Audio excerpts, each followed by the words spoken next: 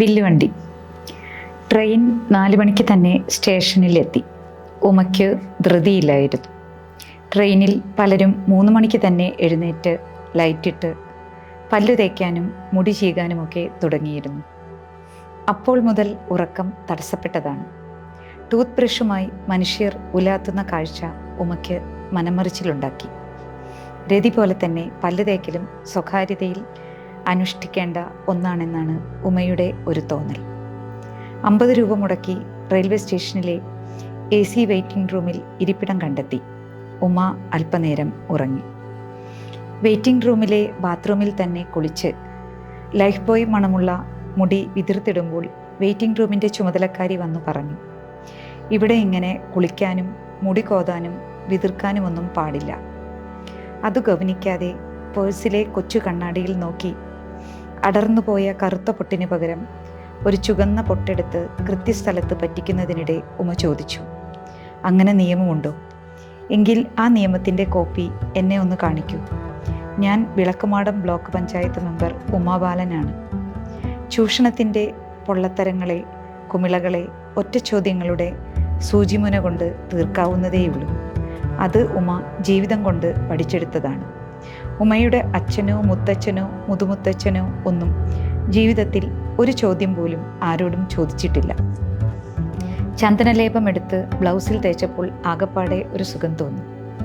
പഞ്ചായത്ത് ഓഫീസിലെ ലീലാമ്മ തന്നതാണ്. മെമ്പറെ, നമ്മൾ പെണ്ണുങ്ങൾ ചിലപ്പോൾ നന്നായി ഒന്ന് വിയർത്താൽ മതി, നമ്മുടെ ആത്മവിശ്വാസം തീരും. ഇതൊന്ന് തേച്ചു നോക്കിയേ. സർവോദയമേളയിൽ നിന്നും വാങ്ങിയതാ. ദിവസം മുഴുവൻ സുഗന്ധവല്ലിയായിട്ട് പൂത്തുലഞ്ഞു നിൽക്കും. സാരിയിലും ബ്ലൗസിലുമുള്ള കർപ്പൂരത്തിൻ്റെയും ചന്ദനത്തിരിയുടെയും മണം, മുഖത്തും കഴുത്തിലും പുരട്ടിയ പനിനീരിൻ്റെ മണം എല്ലാം കൂടിയായപ്പോൾ ഒരു പകൽ മുഴുവൻ പിടിച്ചു നിൽക്കാനുള്ള ആത്മവിശ്വാസമായി.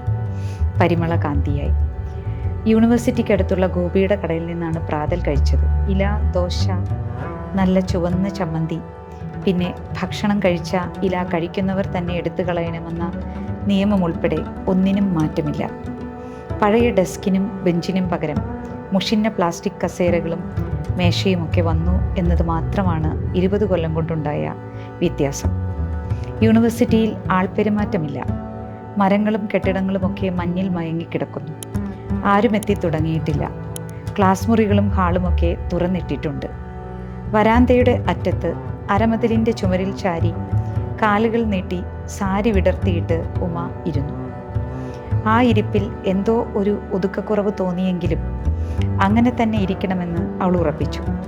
പണ്ട് ഇങ്ങനെയൊന്നും ഇരിക്കാൻ കഴിഞ്ഞിട്ടില്ല. അന്ന് ഇങ്ങനെ ഇരിക്കണമെന്ന് ആഗ്രഹിച്ചു കാണുമോ? അതും ഓർക്കാനാകുന്നില്ല.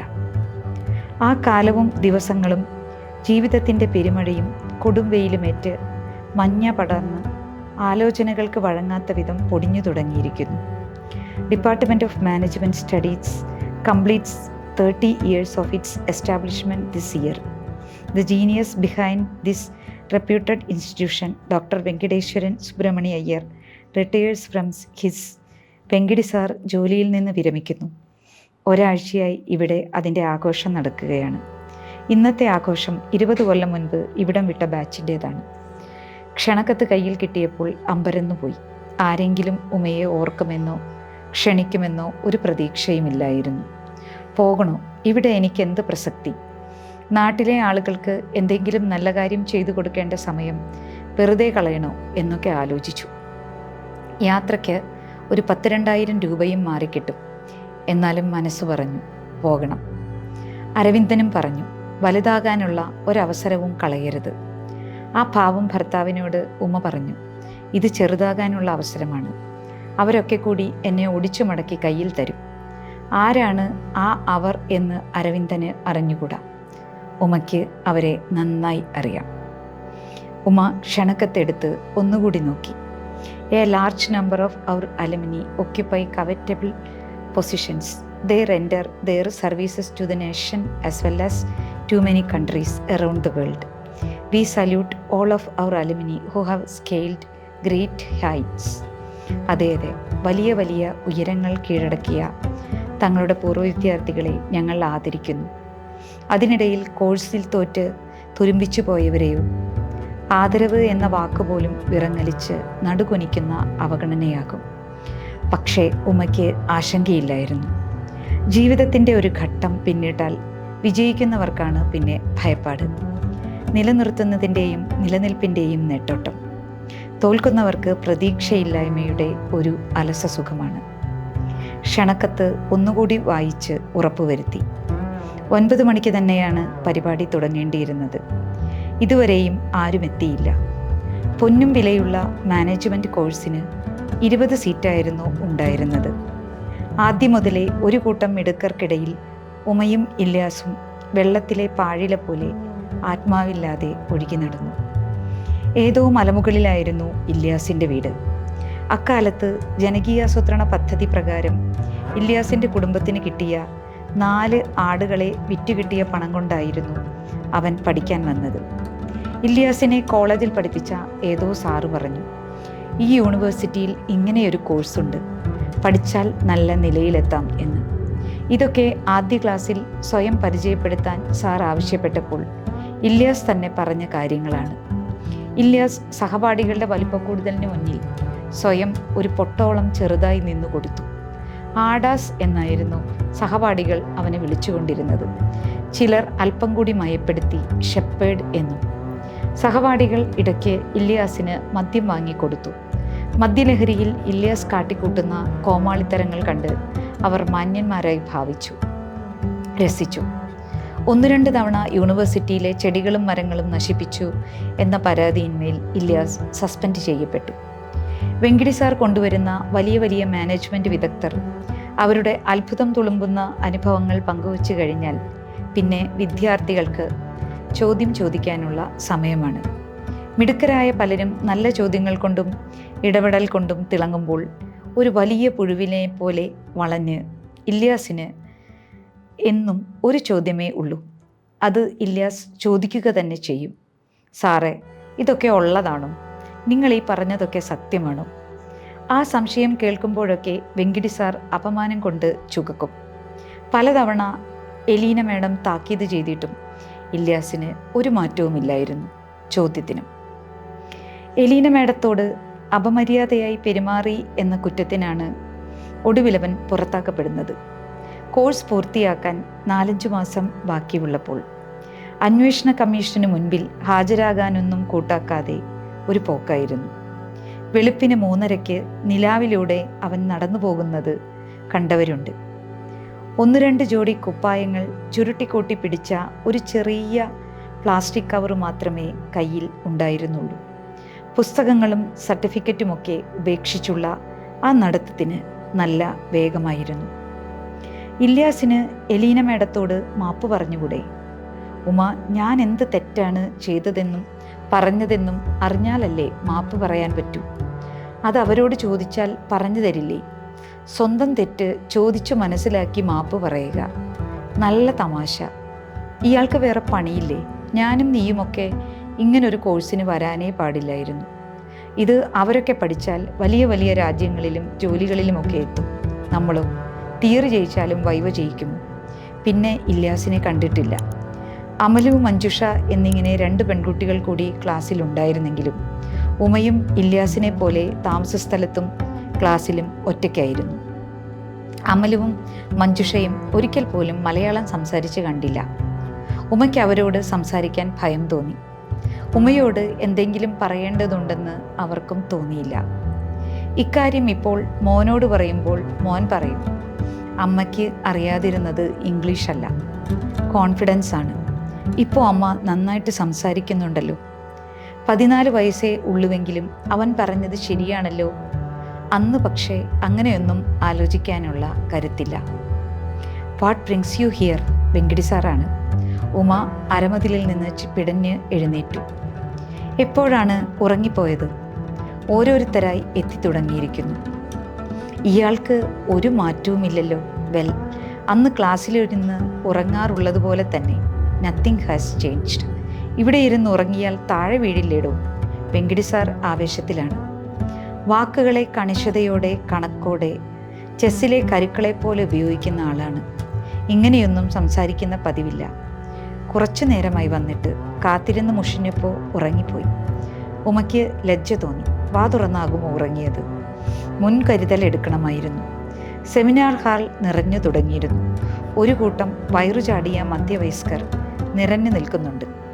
ഇവരുടെ ചെറുപ്പത്തിൻ്റെ ഓർമ്മചിത്രങ്ങളെടുത്ത് 20 കൊല്ലത്തെ പാലം നീട്ടിവലിച്ച് തടിച്ചുരുണ്ട പുതിയ രൂപങ്ങളിലേക്ക് ബന്ധിപ്പിക്കുന്നതെങ്ങനെ എന്ന് അമ്പരന്ന് നിൽക്കുമ്പോഴാണ് അജിത്ത് അടുത്തു വരുന്നത്. അന്നത്തേക്കാൾ മെലിഞ്ഞ്, കണ്ണുകൾ കുഴിഞ്ഞ്. കണ്ണുകളാണ് മനുഷ്യരിലെ മാറ്റമില്ലാത്ത ഒരു തിരിച്ചറിയൽ രേഖ. നോട്ടത്തിൻ്റെ അടയാളം ഉയർത്തിക്കാട്ടി കണ്ണു പറയും, ഞാനിതാ ഇവിടെ ഒരു മാറ്റവുമില്ലാതെ നിൽപ്പുണ്ട് എന്ന്. വയസ്സായപ്പോൾ നീയൊരു സുന്ദരിയായല്ലോ, അജിത്ത് പ്രശംസിച്ചു. നീ ഉണങ്ങിപ്പോയല്ലോ. രോഗങ്ങൾ ചതിച്ചതാ, പിന്നെ കുറേ പെണ്ണുങ്ങളും. അമലുവിനെ നീ കല്യാണം കഴിച്ചില്ലേ? ഓ, അത് പൊട്ടിപ്പോയി. 1 വർഷം കഴിഞ്ഞപ്പോൾ സെപ്പറേറ്റഡായി. അവൾ US നിന്ന് തന്നെ ഒരു സായിപ്പിനെ വേറെ കെട്ടി. നിങ്ങളുടെ അന്നത്തെ പ്രേമം കണ്ടാൽ 7 ജന്മം അത് ഓടും എന്നായിരുന്നു വിചാരിച്ചത്. ഇവിടുത്തെ ഈ മരങ്ങളൊക്കെ നിങ്ങളുടെ പ്രേമം കണ്ടാണ് തഴച്ചു വളർന്നത് തന്നെ. അവൾക്ക് 4 പിള്ളേരുണ്ട്. 2 പേർക്ക് കറുത്ത മുടി, 2 പേർക്ക് ഗോൾഡനും. ഒരെണ്ണത്തിന് എൻ്റെ ചായ ഉണ്ടോയെന്നാണ് എൻ്റെ സംശയം. അവൾ എന്നെ മനസ്സിൽ ധ്യാനിച്ച് സായിപ്പിൻ്റെ കൂടെ കിടന്നു കാണും. അശ്ലീല തമാശ പറഞ്ഞ സുഖത്തിൽ അജിത്ത് ഉറക്കെ ചിരിക്കാൻ തുടങ്ങി. അവളുടെ ചിന്തയുടെ ഭൂഖണ്ഡത്തിൽ പോലും നീ ഉണ്ടാവില്ല. അങ്ങനെ പറയാതെടി. അവൾ എന്നെ ഓർത്തോർത്തിരിക്കും എന്ന് വിചാരിക്കുമ്പോഴുള്ള സുഖം കളയാതെ. ഒരു നിമിഷം അവൻ സ്വരം താഴ്ത്തി. അവൾ വന്നിട്ടുണ്ട്. ആ അലവലാതി സായിപ്പുമുണ്ട്. പിന്നെ അവൻ സ്വയം ഒന്ന് കുടഞ്ഞു, ഉലഞ്ഞു. നാട്ടിലെത്തിയപ്പോൾ ഞാനൊരു ഓടി വാങ്ങി. നീ വരുന്നോ പുത്തൻ കാറിൽ ഒരു ഡ്രൈവിന്? കാറല്ലേ പുതിയതുള്ളൂ. ഡ്രൈവ് ചെയ്യുന്നത് നീ തന്നെയല്ലേ? ഞാനില്ല. ഓ, നിനക്ക് യോഗമില്ലെന്ന് വിചാരിച്ചാൽ മതി. ഏതായാലും ഞാൻ പോയി 2 എണ്ണം അടിച്ചിട്ട് വരാം. അജിത്ത് ഒരു തുടക്കം മാത്രമായിരുന്നു. എല്ലാവർക്കും കാറുകളെക്കുറിച്ചാണ് പറയാനുണ്ടായിരുന്നത്. കൂട്ടത്തിനിടയിൽ ആരാലും ശ്രദ്ധിക്കപ്പെടാതെ കസേര വലിച്ചിട്ടിരുന്ന് ഉമ കേട്ടുകൊണ്ടിരുന്നു.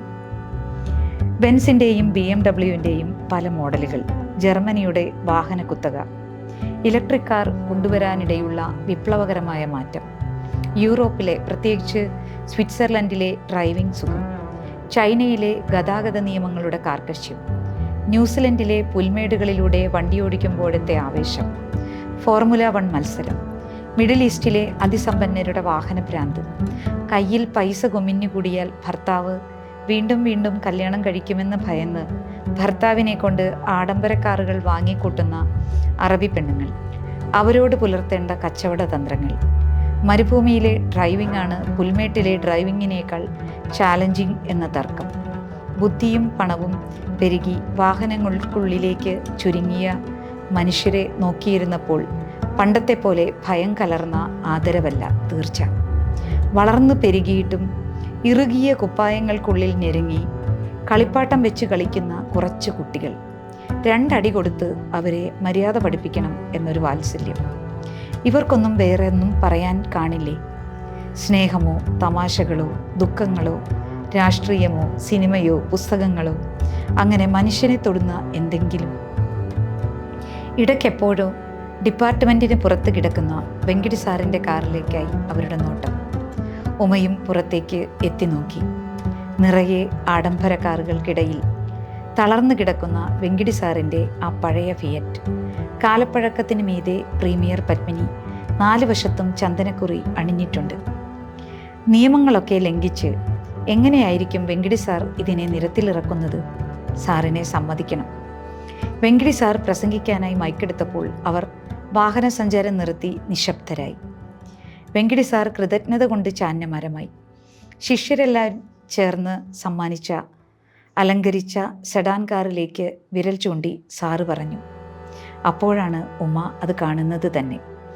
ശിഷ്യസമ്പത്ത് എന്ന് പറയുമല്ലോ, അത് എത്ര ശരിയാണെന്ന് ഇപ്പോൾ മനസ്സിലാകുന്നു. ശിഷ്യരെല്ലാം ലോകത്തെ ഏറ്റവും മികച്ച കമ്പനികളുടെ തലപ്പത്തുണ്ടെന്ന് ഞാൻ അഭിമാനിക്കാറുണ്ട്. ഞാനൊന്ന് വിളിച്ചാൽ എല്ലാവരും വരും എന്ന് പറയുമ്പോഴും എനിക്കുറപ്പില്ലായിരുന്നു നിങ്ങൾ വരുമെന്ന്. ഉമാബാലൻ മുതൽ അമേരിക്കയിലെ ഏറ്റവും ശക്തനായ ഇന്ത്യക്കാരൻ ജീവൻ മാത്യൂസ് കോശി വരെ ഇവിടെ എത്തിയിരിക്കുന്നു. പിന്നെ ഉമ ഒന്നും കേട്ടില്ല. ഉമ മുതൽ എന്ന പ്രയോഗത്തിലാണ് അവൾ കുരുങ്ങിയത്. ആ പറച്ചിലിലുമുണ്ട് വെങ്കിടിയുടെ ബുദ്ധി. കൺമുന്നിലിരിക്കുന്നവൻ്റെ വിശപ്പിലേക്ക് ഇല മണ്ണിൽ കുഴിച്ചിട്ട് കഞ്ഞി വിളമ്പുന്നവൻ്റെ ആനന്ദം. വെങ്കിടി സാർ ഒന്നും വെറുതെ പറയില്ല. മിടുക്കു കുറഞ്ഞ 2 പേർ സംഭരണത്തിലൂടെ ക്ലാസ്സിൽ എത്തപ്പെട്ടതിലെ അതൃപ്തി ഒരു വാക്കുകൊണ്ട് പോലും വെങ്കിടി സാർ പുറത്തു കാട്ടിയില്ല. പക്ഷേ ഉമയ്ക്കും ഇല്യാസിനും അറിയാമായിരുന്നു, ഉയർന്ന ജാതിയുടെ ജനിതകം പേറുന്നവരെ വിദ്യ അഭ്യസിപ്പിക്കാനാണ് വെങ്കിടി സാറിന് ഇഷ്ടമെന്ന്. അത് വാക്കായി പുറത്തുവിടാതിരിക്കുന്നതിലാണ് വെങ്കിടി സാറിൻ്റെ ബുദ്ധിയെന്ന്. ക്ലാസ് റൂം ഡിസ്കഷനുകൾക്കിടയിൽ സംവരണവും സാമ്പത്തിക വ്യവസ്ഥയും ബന്ധപ്പെടുത്തിക്കൊണ്ട് സംസാരിക്കുന്നതിനിടെ സജിത് കൈമൾ സംവരണത്തിനെതിരെ സ്വയം തീപിടിപ്പിച്ചു സമരം നടത്തിയ രാജീവ് ഗോസ്വാമിയെക്കുറിച്ച് വീറോടെ പറയുമ്പോൾ വെങ്കിടി സാറിൻ്റെ കണ്ണുകൾ വിടർന്നു. സ്നേഹവും പിന്തുണയും നിറഞ്ഞ നോട്ടം കൊണ്ടും സജിത്തിനെ സാർ അഭിമാനപ്പെടുത്തുന്നുണ്ടായിരുന്നു. അന്നും സാർ വഴിപിഴച്ച ഒരു വാക്കുപോലും പറഞ്ഞില്ല. അതാണ് അതിബുദ്ധി. വർഷങ്ങൾക്ക് മുൻപ് ഡൽഹിയിലെ തെരുവിൽ മണ്ഡൽ കമ്മീഷൻ റിപ്പോർട്ടിനെതിരെ സമരം ചെയ്യുന്നതിനിടെ പെട്രോൾ ഒഴിച്ച് സ്വയം തീ കൊളുത്തിയ രാജീവ് ഗോസ്വാമിയെ അന്നും ഉമ വേദനയോടെ ഓർത്തു. ജാതി കൊണ്ട് അടിച്ചമർത്തപ്പെട്ടവരുടെ ശരീരമാസകലം എരിയുന്നതുകൊണ്ടും മനസ്സ് മുഴുവൻ പൊള്ളിക്കൊണ്ടേ ഇരിക്കുന്നതുകൊണ്ടും രാജീവിനെ മനസ്സിലാക്കാൻ ഉമയ്ക്ക് പ്രയാസമില്ല. ഒരു പോസ്റ്റ് മാസ്റ്ററുടെ മകനാണ് അയാളെന്നും തീപിടിച്ച ശരീരത്തോടും രോഗങ്ങളോടും വർഷങ്ങളായി പൊരുതുകയാണെന്നും വായിച്ചറിഞ്ഞിട്ടുണ്ട്. അയാളുടെ വേദനയിൽ പങ്കുചേർന്ന് ഒരു കത്തെഴുതണമെന്നും വിചാരിച്ചിരുന്നു. ജാതിക്ക് ഒരുപാട് അർത്ഥങ്ങളുണ്ട് രാജീവ്. നിങ്ങൾ ഒരു ചായ ഗ്ലാസ്സിൽ ചുണ്ടമർത്തുമ്പോൾ പോലും നിങ്ങളുടെ ചുണ്ടുകൾ ജാതിയിൽ താഴ്ന്നവൻ്റേതാണ് എന്നോർമ്മിക്കുന്നവരുടെ നടുവിലാണ് നിങ്ങൾ കഴിയുന്നത്. നിങ്ങളുടെ വിയർപ്പുനാറ്റം ജാതിയിൽ ഉയർന്നവൻ്റെ വിയർപ്പുനാറ്റം പോലെ ലളിതമല്ല എന്നൊക്കെയായിരുന്നു ആ കത്തിൽ എഴുതാൻ ഉദ്ദേശിച്ച വരികൾ. ആ കത്ത് ഒരിക്കലും അയച്ചില്ല. രാജീവ് പിന്നീട് മരിക്കുകയും ചെയ്തു. വെങ്കിടി സാറിൻ്റെ പ്രസംഗം കഴിഞ്ഞിരിക്കുന്നു. ഇനി ഓരോരുത്തരെയായി പ്രസംഗിക്കാൻ ക്ഷണിക്കാൻ തുടങ്ങുകയാണ് സാർ. പഴയ രജിസ്റ്ററിൽ നോക്കി ആൽഫബറ്റ് ക്രമത്തിൽ വിളിക്കാനായി വെങ്കിടി സാർ തയ്യാറെടുക്കുമ്പോഴേക്കും ഉമ ചാടി എഴുന്നേറ്റു. അത് വേണ്ട സാർ, ആ ക്രമത്തിൽ വിളിച്ചാൽ ഞാൻ പതിവ് പോലെ അവസാനമാകും. നമുക്ക് പതിവ് വിട്ട് ഒന്ന് മാറിക്കൂടെ, അവസാനത്തെ പേരിൽ നിന്ന് താഴോട്ട്. എല്ലാവരും ഉറക്കി ചിരിച്ചു. പറ്റില്ല ഉമ, നമുക്ക് ചട്ടങ്ങളൊന്നും ലംഘിക്കേണ്ട, പതിവിൻപടി പോട്ടെ. ആദ്യം അഭയ് ശങ്കർ പണിക്കർ, ജപ്പാനിൽ സോഫ്റ്റ് ബാങ്ക് ഗ്രൂപ്പിൻ്റെ മേധാവികളിലൊരാൾ. അഭയ് മൈക്ക് കയ്യിലെടുക്കുമ്പോൾ എല്ലാവരും ആഞ്ഞാഞ്ഞ് കൈയടിച്ചു. ഉമ എഴുന്നേറ്റു. സാർ, എനിക്കൊരു ഉറപ്പ് തരാമോ? അവസാന ഊഴക്കാരിയായ ഞാൻ പ്രസംഗിച്ചു തീരും വരെ ഇവരോരോരുത്തരും ഇവിടെ ഉണ്ടായിരിക്കുമെന്ന്. ഇവരുടെ വാഗ്വിലാസം ക്ഷമയോടെ കേട്ടിരുന്ന് എൻ്റെ ഊഴമെത്തുമ്പോൾ ആരും ഇല്ലാതിരുന്നാലോ? ലോകം കീഴടക്കി വരുന്നവരാണ് ഇവരെല്ലാം. ലോകത്തിന് കീഴടങ്ങി കഴിയുന്നവൾ കാത്തിരുന്നേ മതിയാകൂ എന്ന് പറയുന്നത് മര്യാദയല്ല. ഇത്തവണ വെങ്കിടി സാർ പ്രതിസന്ധിയിലായി. ഞാൻ വാക്കു തന്നാൽ മതിയല്ലോ. ഉമ സംസാരിക്കുമ്പോൾ 17 പേരും ഇവിടെ ഉണ്ടായിരിക്കും. ബാർക്ലേസിൽ ഉന്നത ഉദ്യോഗസ്ഥനായിരുന്ന ജോ ടി പി പുന്നൂസ് കഴിഞ്ഞ വർഷം ലണ്ടനിൽ വെച്ച് കാറപകടത്തിൽ മരിച്ചു. നമ്മെ വിട്ടുപിരിഞ്ഞ പരേന്ദ്രൻ്റെ ആത്മശാന്തിക്കായി ഒരു നിമിഷം മൗന പ്രാർത്ഥന. അത് കഴിഞ്ഞ് അഭയ് ശങ്കർ തുടരും. ഉമ ചുണ്ടിലെ ചിരി വിയർപ്പിനൊപ്പം തുടച്ചു കളഞ്ഞു. നോബിൾ ജോസ് ഉമയുടെ അടുത്ത് വന്നിരുന്ന് പതുക്കെ ചെവിയിൽ പറഞ്ഞു, നീ സ്മാർട്ടായല്ലോ, പഴയ പേടിത്തൊണ്ടിയല്ല. കാലം മാറിയില്ലേടോ. അപ്പോൾ വിളക്കുമാടം പഞ്ചായത്ത് പ്രസിഡന്റ്, എനിക്കൊരു ഹെൽപ്പ് ചെയ്യുമോ? നിങ്ങളുടെ കൂട്ടത്തിൽ നിന്ന് ആരെങ്കിലും എൻ്റെ അപ്പനെ നോക്കാൻ കണ്ടെത്തി തരാമോ? കുറേ കാലമായി കിടന്ന കിടപ്പ. നോക്കാൻ വരുന്നവരൊന്നും അധികകാലം നിൽക്കുന്നില്ല. അമ്മച്ചി മരിച്ചും പോയി. അപ്പൻ ഇങ്ങനെ കിടക്കുന്ന കാരണം എനിക്ക് പുതിയ ഓഫറൊന്നും സ്വീകരിക്കാൻ പറ്റുന്നില്ല. മുംബൈയിൽ കിടന്ന് നരകിക്കുകയാണ്. വെറും 30 ലക്ഷമാണ് എൻ്റെ വാർഷിക ശമ്പളം. ഇവന്മാരുടെ മുൻപിൽ ഞാൻ വെറും അശുവാണ്. എൻ്റെ കാറ് തന്നെ ഞാൻ ദൂരെ ഒരിടത്ത് ഇട്ടിട്ടാ വന്നത്. അത് ഇവന്മാർ കണ്ടാൽ തീർന്നു. അപ്പനെ നോക്കാൻ നീ നല്ല ക്ഷമയുള്ള ഒരാളെ കണ്ടെത്തിയതാ. എൻ്റെ എല്ലാ പ്രശ്നത്തിനും പരിഹാരമാകും. നീ ഓർക്കുന്നില്ലേ, ഞാനായിരുന്നു ക്ലാസ്സിലെ ടോപ്പർ. നോബിളെ, ഞങ്ങളുടെ ജാതിക്കാരിപ്പം അടിമപ്പണി മാത്രമല്ല ചെയ്യുന്നത്. പ്രൊഫസർമാരും ഡോക്ടർമാരും എഞ്ചിനീയർമാരും ഒക്കെയുണ്ട്. അവരൊക്കെ അങ്ങനെ ആയതുകൊണ്ട് വലിയവരായി എന്നർത്ഥത്തിലല്ല ഞാൻ പറഞ്ഞത്. നിന്റെ അറിവിലേക്കായി പറഞ്ഞെന്ന് മാത്രം. അയ്യോ, നീ തെറ്റിദ്ധരിച്ചു. നീ വലിയ ജനനേതാവ് എന്നർത്ഥത്തിലാ ഞാൻ. നോബിൾ ഉരുണ്ട് കളിക്കാൻ തുടങ്ങി. ഉമ അവൻ്റെ കയ്യിൽ തൊട്ടു. വേണ്ടടോ, ഇയാൾ ഇനി ന്യായം പറയണ്ട. നമ്മളൊക്കെ ലോകം കാണാൻ തുടങ്ങിയിട്ട് 43 കൊല്ലമായില്ലേ. പിന്നെ ഞാൻ പഞ്ചായത്ത് പ്രസിഡൻ്റ് അല്ല, ബ്ലോക്ക് പഞ്ചായത്ത് മെമ്പർ. ആരോടോ ഫോണിൽ സംസാരിക്കാനെന്ന വ്യാജേന നോബിൾ തിരക്കിട്ടെഴുന്നേറ്റു.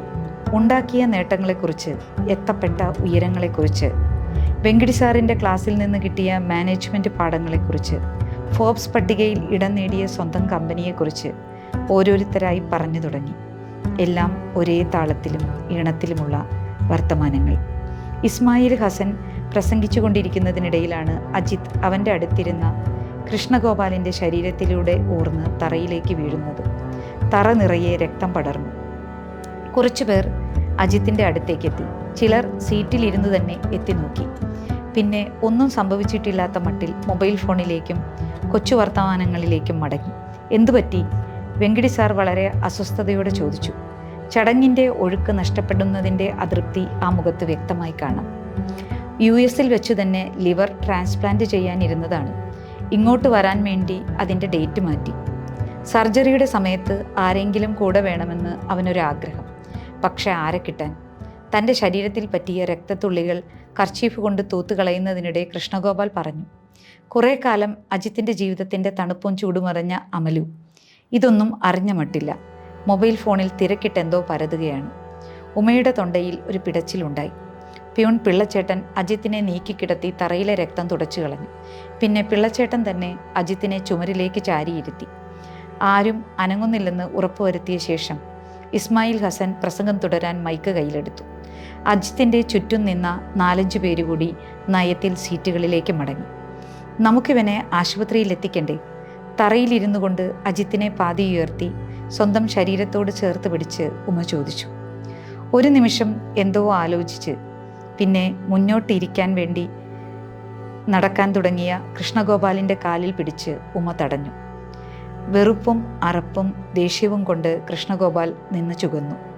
കുറച്ചുകൂടി ആജ്ഞാശക്തിയോടെ ഉമ പറഞ്ഞു, നീ വന്നേ പറ്റൂ. ഒരു നിമിഷം എന്തോ ഓർത്ത് അയാൾ സമ്മതത്തിൻ്റെതായ ഒരു നെടുവീർപ്പിട്ടു. കൃഷ്ണഗോപാലിൻ്റെ കാറ് ഒരു ആഡംബര കപ്പൽ പോലെയാണ് ഉമയ്ക്ക് തോന്നിയത്. ഏതൊക്കെയോ പേരറിയ സുഗന്ധങ്ങളും അതിനകത്ത് നിറഞ്ഞു. പിറകിലെ സീറ്റിൽ ഉമയുടെ മടിയിൽ കിടന്ന് അജിത് ഒന്ന് ഞരങ്ങി. കൃഷ്ണഗോപാൽ പിറുപിറുത്തു. വൃത്തികേടാക്കും. ഉമ അജിത്തിൻ്റെ വായുടെ വശങ്ങളിലേക്ക് സാരി തലപ്പ് ചുരുട്ടിവെച്ചു. ഇയാൾ ഏതോ കോവിലകത്തെ രാജയല്ലേ? പിന്നെ പേര് തന്നെ അജിത് രാജ എന്നല്ലേ? പക്ഷെ രാജാവിന് ഇപ്പോൾ പ്രജകളില്ല. കൃഷ്ണഗോപാലിൻ്റെ പുച്ഛം അറിഞ്ഞിട്ടെന്ന പോലെ അജിത് കണ്ണുകൾ ഒന്ന് തുറന്നടച്ചു. അവൻ്റെ അച്ഛനും അമ്മയും വർഷങ്ങൾക്ക് മുൻപ് മരിച്ചു. ചേട്ടൻ അമേരിക്കയിലെ മറ്റേതോ സ്റ്റേറ്റിലുണ്ട്.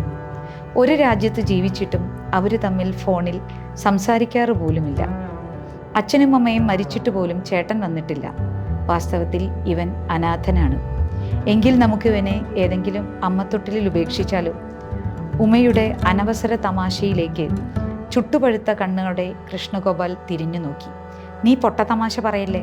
നീ കാരണം എൻ്റെ ദിവസം പോയി. 6-7 ലക്ഷം മുടക്കി ആഘോഷിക്കാൻ വന്നതാ. നീ കുടുക്കിയില്ലായിരുന്നെങ്കിൽ ഞാൻ തലയൂരിയേനെ. അജിത് നിന്റെ ഏറ്റവും അടുത്ത കൂട്ടുകാരനല്ലേ? ആ, കൃഷ്ണഗോപാൽ ചുമൽ വെട്ടിച്ചു. ഇപ്പോൾ ഇവൻ വെറും വേസ്റ്റാണ്. ഇവൻ വീണപ്പോൾ ആരും അനങ്ങാതിരുന്നത് നീ ശ്രദ്ധിച്ചോ? കൃഷ്ണഗോപാൽ പറഞ്ഞത് അജിത്ത് കേൾക്കാതിരിക്കാൻ ഉമ സാരി തലപ്പ് കൊണ്ട് അവൻ്റെ ചെവി ഇറുക്കി പിടിച്ചു. ഞങ്ങൾ ഇന്ന് പാലസിൽ നൈറ്റ് പാർട്ടി അറേഞ്ച് ചെയ്തതാ. ഗോപൻ മേനോൻ അതിനുവേണ്ടി ലെബനീസ് ബെല്ലി ഡാൻസേഴ്സിനെ എത്തിച്ചിട്ടുണ്ട്. പിന്നെ ഒരു കായൽ യാത്രയും പ്ലാൻ ചെയ്തതാ. നീ അതെല്ലാം നശിപ്പിച്ചു. അവരൊക്കെ ആഘോഷിക്കും. ഞാൻ ഈ പാഴിനെയും കൊണ്ട് ആശുപത്രിയിലും. കൃഷ്ണഗോപാലിൻ്റെ ഭീകരമായ നിരാശയ്ക്ക് മുന്നിൽ ഉമ കുനിഞ്ഞു. കൃഷ്ണഗോപാൽ ഞങ്ങളെ ആശുപത്രിയിലാക്കി മടങ്ങിപ്പൊയ്ക്കോ. ഞാൻ അവൻ്റെ കാര്യങ്ങൾ നോക്കിക്കൊള്ളാം. എനിക്കിത്തരം പ്രവൃത്തികൾ ചെയ്ത് നല്ല ശീലമാണ്. കൃഷ്ണഗോപാൽ അവിശ്വസനീയമായതെന്തോ കേട്ട ഭാവത്തിൽ നന്ദിയോടെ തിരിഞ്ഞു നോക്കി. പിന്നെ കാർ നിർത്തി ബ്രീഫ് കേസ് തുറന്ന് എന്തോ എടുത്തു. ഇത് ഇവൻ്റെ ക്രെഡിറ്റ് കാർഡ്. പിൻ നമ്പർ ഞാൻ സെൻഡ് ചെയ്യാം. എത്ര പണം വേണമെങ്കിലും നിനക്കെടുക്കാം. ഇപ്പോഴത്തെ ആവശ്യത്തിന് 2 lakhs ക്യാഷായിട്ട് വെച്ചോ. ഇന്നലെ അവൻ തന്നെ എന്നെ ഏൽപ്പിച്ചതാ. മെഡിക്കൽ റിപ്പോർട്ടും ബില്ലുമുണ്ട്. ആ ബോഡി, ആ ഡോക്യുമെൻസിലൊന്ന് ഇവൻ്റെ സമ്മതപത്രമാണ്. ഡെഡ് ബോഡിക്ക് ആരും അവകാശികളില്ലെന്നും ഫ്രണ്ട്സ് തന്നെ എല്ലാം ചെയ്യണമെന്നും പറഞ്ഞു. പിന്നെ കണ്ണോ കാലോ കയ്യോ എന്തും ആർക്കും എടുക്കാം, ആരെയും അറിയിക്കേണ്ടതില്ല. അതിന് അജിത്ത് മരിച്ചിട്ടില്ലല്ലോ. ഉമ അജിത്തിൻ്റെ ചെവി മൂടിയ അവളുടെ സാരി തലപ്പ് ഒന്നുകൂടി അമർത്തിപ്പിടിച്ചു. എന്നിട്ടും അജിത്ത് കണ്ണു തുറന്ന് ഉമയെ നോക്കി. ചിരിയെന്ന് വിളിക്കാൻ പോലും ശക്തമല്ലാത്ത ഒരു ചുണ്ടനക്കമുണ്ടായി. ആ, കൃഷ്ണഗോപാൽ ചുണ്ടുകൊട്ടി. ജീവിച്ചു മടുത്തു കാണും. ഇന്നലെ പാലസിൽ അതുപോലെ ആഘോഷമായിരുന്നു. ഒരു തുള്ളി അടിക്കാൻ പാടില്ലെന്ന് ഡോക്ടർ ഇവനോട് പറഞ്ഞു വിട്ടതാ. ഒരു കൺട്രോളുമില്ലാത്ത മദ്യപാനമായിരുന്നു. ഇനി ഈ വണ്ടി അധികം ഓടില്ലെന്ന് തോന്നിക്കാണും. കൃഷ്ണഗോപാൽ അജിത്തിനെ കണ്ണുകൾ കൊണ്ട് അടിമുടി ഒന്നൊഴിഞ്ഞു. ഇന്നലെ മുതൽ നിങ്ങളൊക്കെ പാലസിലുണ്ടോ? ഞങ്ങൾ 17 പേരുമുണ്ട്. അവിടുത്തെ പാക്കേജ് നിനക്ക് അഫോർഡ് ചെയ്യാൻ പറ്റില്ലെന്നറിയാവുന്നത് കൊണ്ടാണ് വിളിക്കാതിരുന്നത്. വിനയം നിറഞ്ഞ ആ ക്ഷമാപണം കേട്ട് ഉമ്മ വീണ്ടും തിളച്ചു. അരിശമടക്കി അവൾ ചോദിച്ചു, നീ എനിക്ക് ഒരു ഉപകാരം ചെയ്യാമോ? എനിക്ക് പറയാനുള്ള കാര്യങ്ങൾ റെക്കോർഡ് ചെയ്ത് നമ്മുടെ സദസ്സിനെ ഒന്ന് കേൾപ്പിക്കാമോ? കൃഷ്ണഗോപാൽ ആവേശത്തോടെ, നന്ദിയോടെ, അനുസരണയോടെ കേട്ടു. ഡ്രൈവിങ്ങിനിടയിൽ തന്നെ മൊബൈൽ ഫോൺ സ്നേഹം തുളുമ്പുന്ന ഇടം കയ്യാലെടുത്ത് ഉമയുടെ വാക്ക് പിടിച്ചെടുക്കാൻ പാകത്തിലാക്കി. ഉമ പറഞ്ഞു തുടങ്ങി. നിങ്ങളൊക്കെ എന്തൊരു മനുഷ്യരാണെടോ, വെങ്കിടി സാർ ഉൾപ്പെടെ. നിങ്ങളൊക്കെ എന്നോ മരിച്ചു കഴിഞ്ഞിരിക്കുന്നു. സ്നേഹവും സന്തോഷവും സന്മനസ്സുമാണ് ജീവിതത്തിൻ്റെ മാനദണ്ഡമെങ്കിൽ നിങ്ങളൊക്കെ എത്ര ഭീകരമായ പരാജയമാണ്. അജിത്തും വളരെ പണ്ടേ മരിച്ചതാണ്. ഇന്ന് ആ ജഡത്തിൽ നിന്ന് ചോര ചിതറി എന്ന് മാത്രം. വെങ്കിടി സാറ് പറഞ്ഞല്ലോ, എനിക്ക് ഒരു മാറ്റവുമില്ലെന്നും പഴയ ഉറക്കം തൂങ്ങി തന്നെയാണെന്നും. അതെ sir, nothing has changed. Ilyas എന്നൊരാളെ ഓർക്കുന്നുണ്ടോ? 1.5 വർഷം നിങ്ങൾക്കിടയിൽ മണ്ടനെ പോലെ ജീവിച്ച ആ അതിബുദ്ധിമാനെ. ഒരടി പോലും മുന്നോട്ട് വയ്ക്കാനാകാത്ത വിധം ജീവിതം മടുക്കുമ്പോൾ നിങ്ങളെല്ലാം അയാളെ അന്വേഷിച്ച് കണ്ടെത്തണം. ഒരു വലിയ ഉത്തരം കിട്ടും നിങ്ങൾക്കപ്പോൾ. കൃഷ്ണഗോപാൽ പല്ലിറുമ്പുന്നത് കണ്ടു. എന്നിട്ട് അരിശത്തോടെ ഫോൺ അയാളുടെ ഇടതുവശത്തെ സീറ്റിലേക്ക് എറിഞ്ഞു. അത് അവിടെ കിടന്ന് ഒന്ന് പിടഞ്ഞു. വളരെ പ്രാകൃതമായ ഒച്ചയിൽ അയാൾ പിറുപിറുത്തു. പുല്ല്. ഒരു പറ്റം ആടുകളെ മേച്ചുകൊണ്ട് ഒരു കുന്നിൻപുറത്ത് പുൽപ്പരപ്പിൽ മലർന്നു കിടക്കുന്ന ആട്ടിടയനെ സങ്കല്പിച്ചപ്പോൾ ഉമയ്ക്ക് ഉള്ളിലൊരു തണുപ്പ് തോന്നി. ആശുപത്രി മുറ്റത്ത് വച്ച് തിരിച്ചെടുക്കുന്നതിനിടെ കൃഷ്ണഗോപാലിൻ്റെ കാർ മറ്റൊരു കാറിൽ ഉരസി. അതൊന്നും വകവയ്ക്കാതെ അയാൾ വന്ന വഴിയെ കുതിച്ചു പാഞ്ഞു. ഒറ്റയ്ക്കായെന്ന് ഉമയ്ക്ക് തോന്നിയില്ല. ഞങ്ങളുടെ ചാനൽ സബ്സ്ക്രൈബ് ചെയ്യുക. On the dot media.